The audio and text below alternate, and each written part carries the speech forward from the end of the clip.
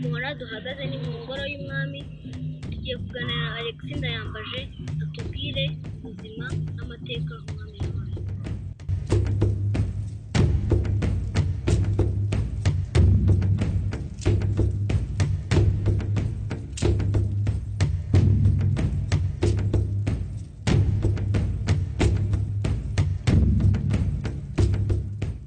Kariza na Muhire ngiye kubaganiriza ku mateka n'ubuzima bw'umwami w'u Rwanda, akaba yari Nyagasani. Abanyarwanda bitaga umwami Nyagasani, n'iyo bamuramyaga, iyo bamusuhuzaga bavuga ati gahorana Imana Nyagasani, umva ko yari Nyagasani w'Abanyarwanda. Akaba ari we wayoboraga igihugu, akaba ari we nyiri u Rwanda. Ni ukuvuga ngo mu Banyarwanda igihugu cyose umwami niwe wakiyoboraga. Gihanga Ngoma Ijana niwe mwami wa mbere w'u Rwanda, ni nawe tuvuga yuko ari we wahanze u Rwanda. U Rwanda tuzi uyu munsi rwahanzwe na Gihanga Ngoma Ijana. Umwami yamaraga gutanga, habagaho yuko himikwa umwe mu bikomangoma by'umwami. Ibikomangoma rero ni abana b'umwami. Habaga rero abiru, ibwami nibo batoranyaga umwami ugomba gusimbura se wabaga umaze gutanga. Ubu u Rwanda tuzi uyu munsi. Nyuma ya Gihanga Ngoma Ijana hakurikiyeho abami batandukanye bakomereza ku Rwanda yari afite, ndetse baranarwagura. U Rwanda ruraguka ruba rugari, ari rwo Rwanda dufite uyu munsi.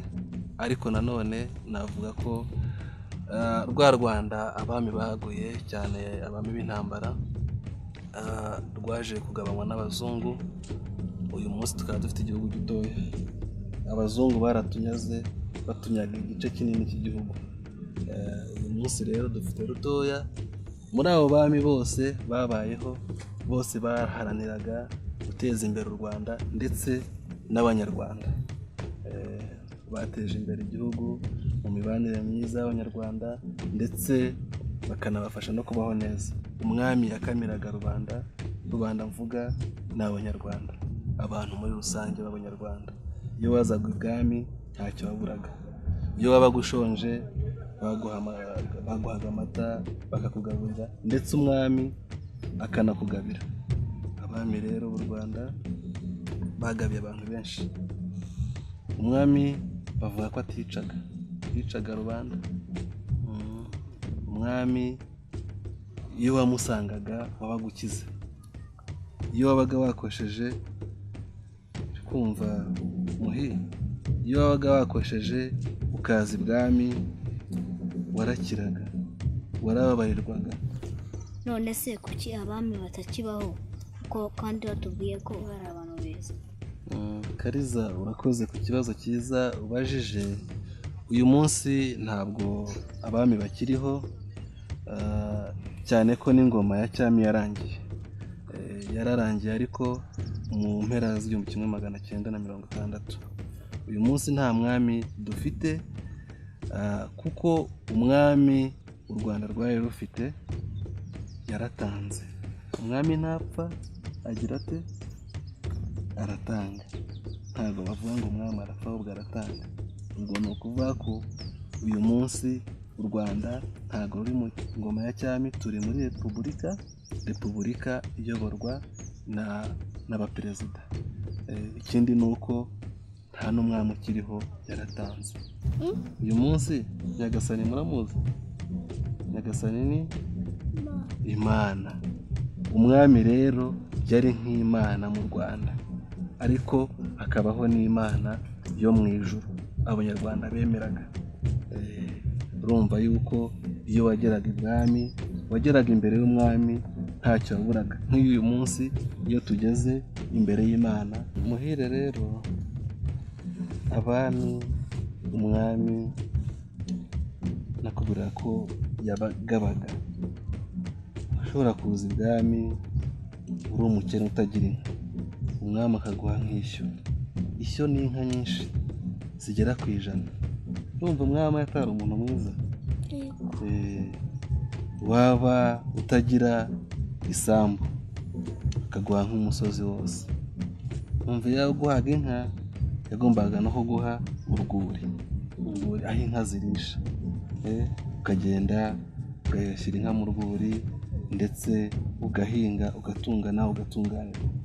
Umwami rero iyo yakugabiraga baramwituraga nawe ukaza kwitura umwami. Uyu munsi iyo umuntu yakugiriye neza uramushimira. Umva umwami yaguhaye inka bazakumwitura. Umwami rero ntabwo yabaga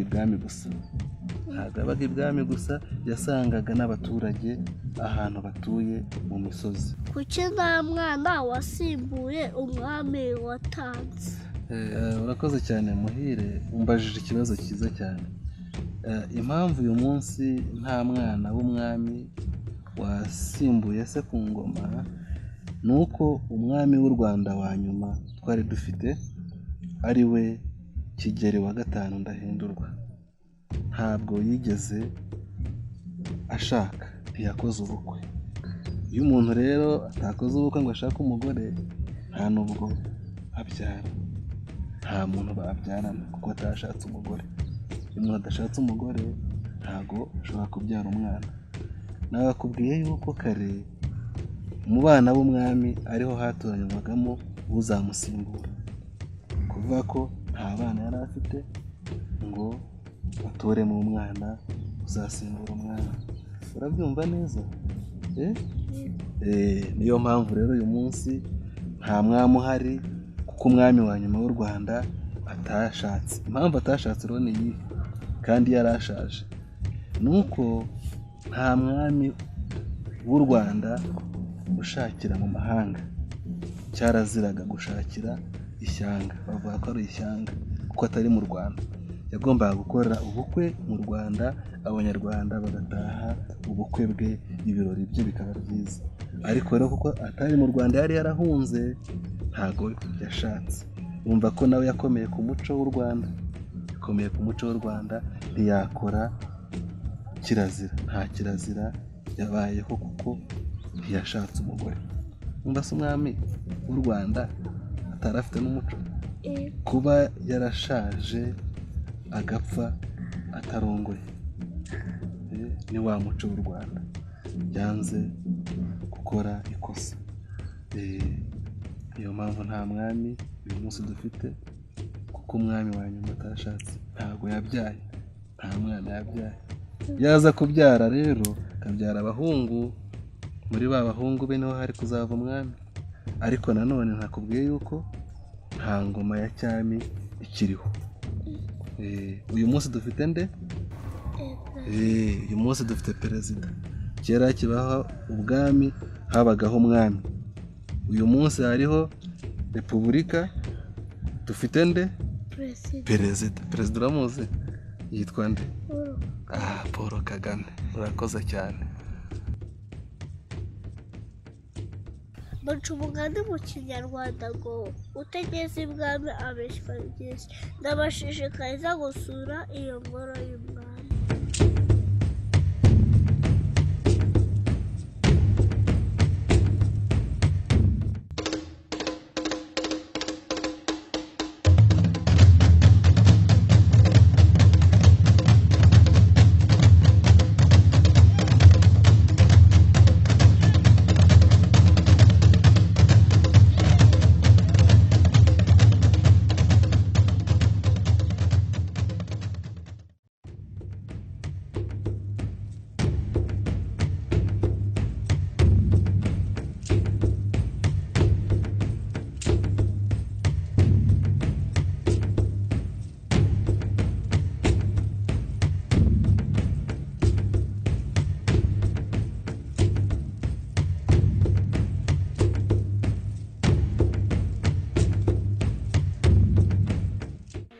Kalisa ni keza, hamuna duhagaze ni mu Rukari Nyanza.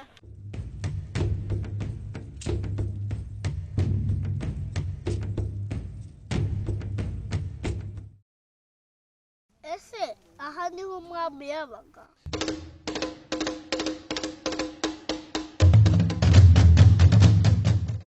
Yego, iyi niyo kambere umwami yabagamo, niyo ngoro y'umwami.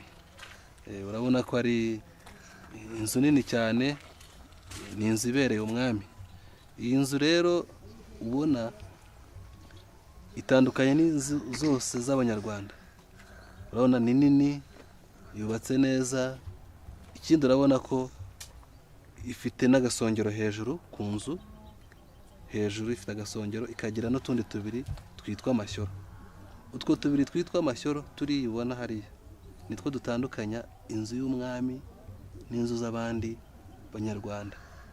Iyo yabaga ari nini, ifite amashyoro, ifite n'agasongero, nta wundi muntu mu Rwanda washoboraga kubaka inzu ngo ashyiraho amashyoro. Niyo mpamvu iyi nzu ubona ni inzu yabaga yubakiwe umwami, imubereye kandi ari nini kurusha iz'abandi bantu. Ariko mu gikari cyayo harimo andi mazu y'abaja, abagaragu b'umwami, kuko ibwami habaga hari imirimo myinshi yakorerwa. Imirimo yose rero ntabwo yakorerwaga muri kambere, oya, hari andi mazu matoya y'abo bagaragu nakubwiraga n'abaja, ndetse hakaba n'andi mazu abashyitsi baje ibwami bakomeye bashobora gucumbikamo. Ese umwami yaryaga iki? Yabagahe? Yararagahe? Urakoze cyane. Umwami yabaga muri kambere. Muri kambere rero habagamo n'icyumba cye, icyo cyumba kirimo n'igisasiro cye. Kuri icyo gisasiro niho yararaga, akararana n'umwamikazi we. Hanyuma rero umwami n'abandi banyarwanda bo mu Rwanda rwo hambere bari bafite ibiryo bitandukanye bya kinyarwanda bitari nk'ibyo uyu munsi. Habagaho umutsima w'amasaka, uca ikibo, umutsima w'uburo, hakabaho n'ibishyimbo, ariko ntabwo habagaho umuceri. Umwami rero yaryaga umutsima, yamara kurya umutsima, ariko umwami ntarya, ararora. Umwami ntibavuga ko umwami arya, ararora. Hanyuma akaza no kunywa amata. Yaryaga umutsima, ibishyimbo, imboga za kinyarwanda, isogi, n'izindi mboga zitandukanye. Ariko noneho bakarungisha amavuta y'inka, yaryaga ibirunge. Agahebuza rero wariye ibirunge, ukarya n'uwo mutsima, ukarenzaho n'amata. Niyo mpamvu n'abanyarwanda ba kera baramaga. Bumva nta mavuta y'uyu munsi turya babonaga. Baryaga amavuta meza y'inka, bariye n'ibyo biryo bya kinyarwanda bituma bakomera, bakaramba, bakagira n'ingufu nyinshi cyane.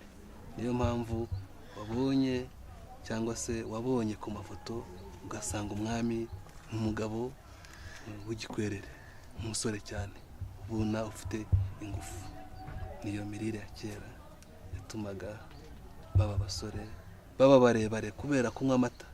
Mu Rwanda rwo hambere abana bakiri bato banywaga amata mpaka kugeza bashaje.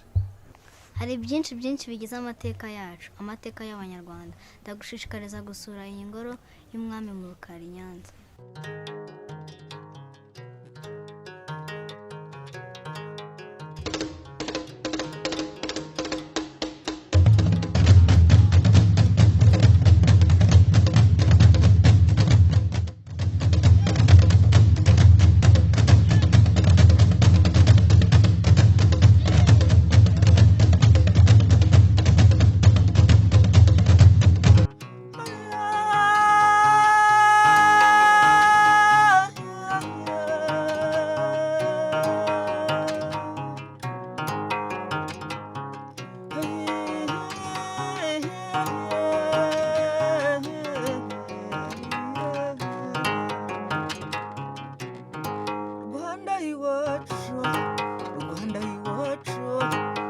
rwanda iwacu